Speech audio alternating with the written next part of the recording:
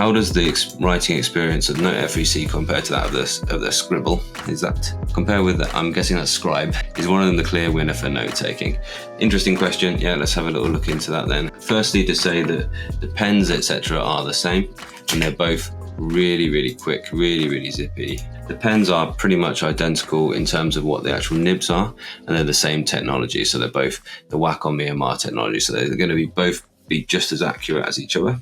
They do have a different set of tools, of course, and that's an important first kind of consideration.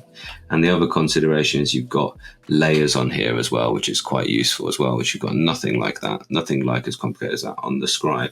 So the screen feel itself is rougher here. So the Kindle Scribe is somewhere in between the roughness of the Note Air line and the sort of slickness of the Tab line. So there is a nice kind of tactile response here. Now the Note Air 3C is like a millisecond or so ahead in terms of latency. They're both on the super fast side. The Scribe was the winner when it came out last year, and this is now, I think, along with the Tab Ultra C Pro, is probably the two fastest ones. So in that case, there's nothing really in the screen feel, nothing really in the responsiveness. They're both equally nice. What I would say is this pen does have two extra buttons. It's got the side button for highlighter, and it's got a button on the back for erase, which is cool. The highlighter button doesn't do anything because this is only set up to work with one extra one, but the eraser does accidentally erase it there as well. There are some really cool new features though. For instance, Smart Scribe lets you erase things like this now. There is nothing as clever as that on here at all. And as you can see, if you look here in my kind of like palette, these are all my options I've got my different brushes: pen, fountain pen, marker, and pencil.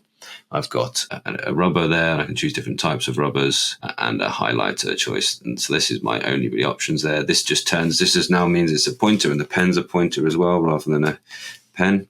So that does basically nothing.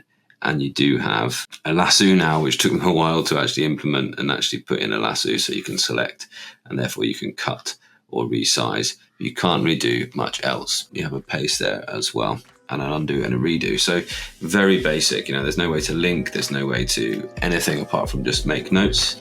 Whereas you've got a vast array of different things here. For instance, the new stuff is the Smart Scribe stuff. So you've got shape perfection, which is cool. I didn't hold it down long enough there. So you can see you can draw rough shapes and turn them into perfect shapes by just holding down the pen. Maybe I didn't quite even get rough enough for that. So I don't need a pen with an eraser on the back here, because I can just scrub it out just like that. Okay, also you can just ring round to select as well, which I think is really nice. And if you didn't want to select it, if you just press back at this point, it brings your stroke back, or it normally does anyway. And you don't have to have this feature on. I haven't done that this time at all. It stays in lasso for some reason though.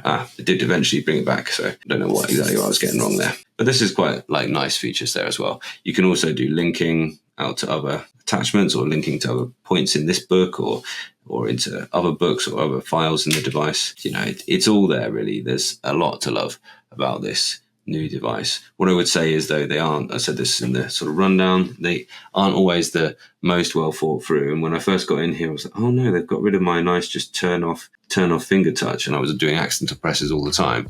But I've got used to it, and it's fine. It doesn't cause me any issues at all. Is there a clear winner?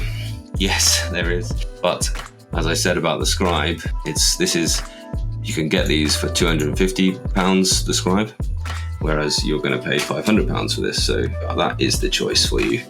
Ladies and gentlemen, do you wish to have something simple that can do a good job of reading for 250 quid, or are you looking for something complex which is going to be able to do all of the productivity things for £500? I know which one I would choose, but I'm kind of confirmed, and I've been using these for a long time, and I know that Eink has a place in my workflow, and therefore it's worth it for that.